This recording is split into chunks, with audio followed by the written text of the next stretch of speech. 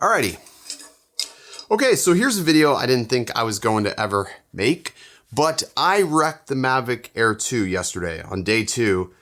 I had an accident with it and it was totally unintentional. I was actually set out to film a video doing some sunset shots and testing out HDR in the city. And I had a problem that really, one, it ruined the night, but it also sort of shed some light on the durability of this little drone. Stick around.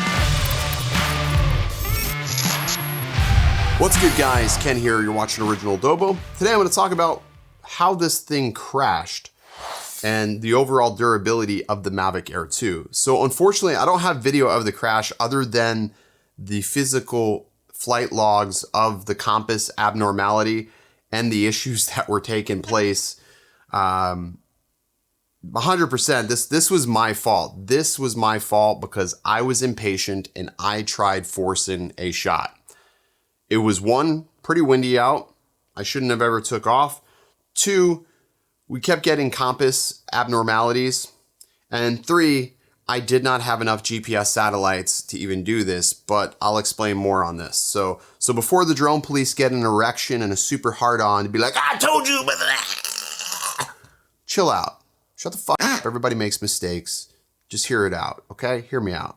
So apparently I am human and I wreck things just like everybody else.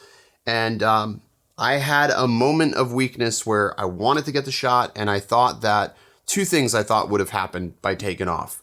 I thought 1, it would correct the compass abnormality, which it did because I got off of the parking garage where the rebar was.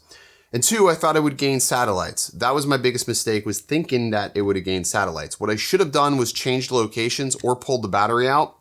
I also did an update on the battery on site, which could have had something to do with it.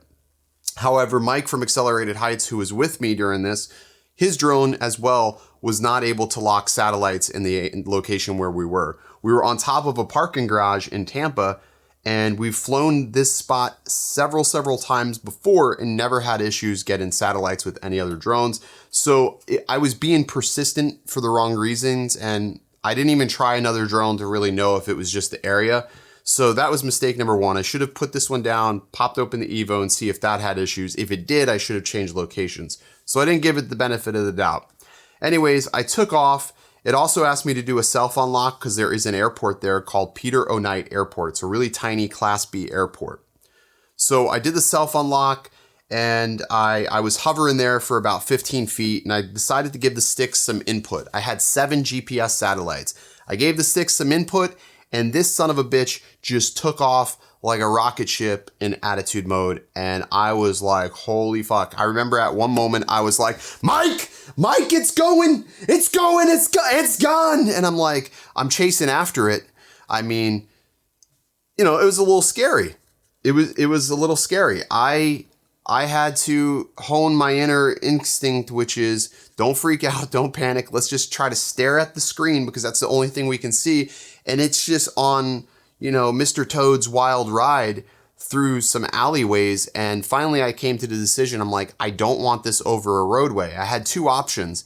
Either A, take it up as high as I can over the buildings, which I thought was super dangerous, or B, try to take it down low against the building and just hope it crashes somewhere where there was nobody below. Luckily enough, all the roadways that it was over were side streets in Tampa.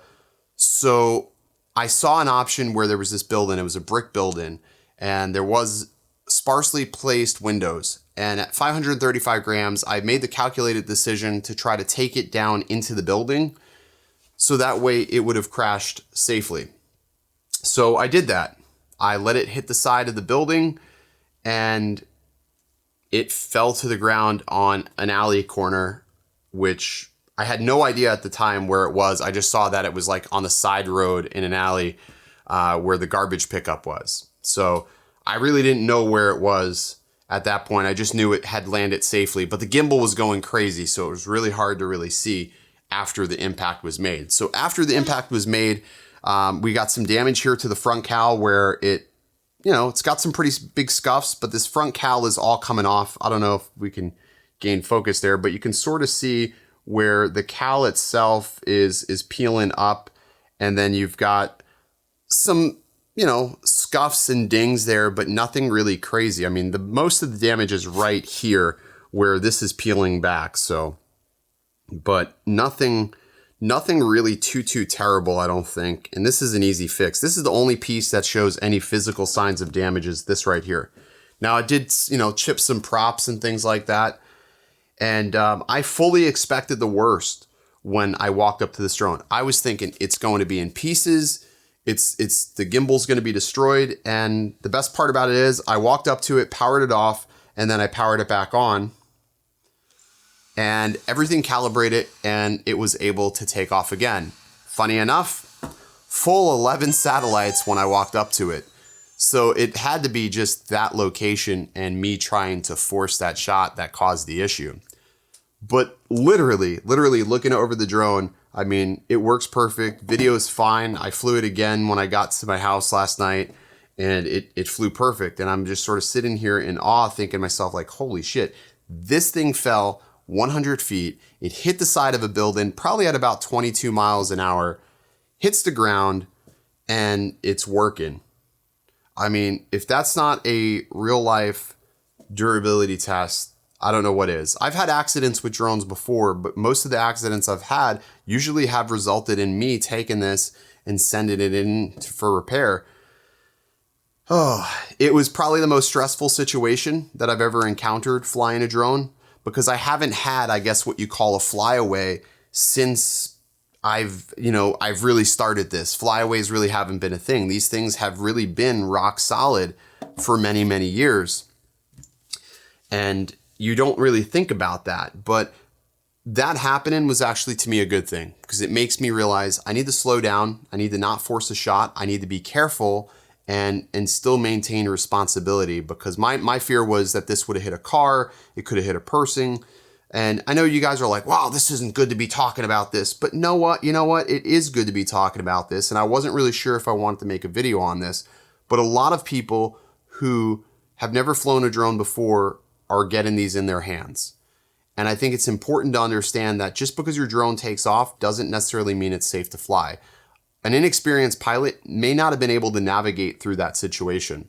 They may have freaked out, lost their minds that they're losing their drone. And the biggest thing that you have to do in a situation like that is exactly what I did. Make calculated risk decisions and try to either A, safely land it, or B, pull those sticks in and let the thing fall where it may. I didn't see a clear shot to do that, so that's why I went for the build-in approach, and that ended up being the safest manner. So I will definitely make sure that the next time I take off with this, it has all 11 satellites. And if it doesn't, I will just change locations and move somewhere else.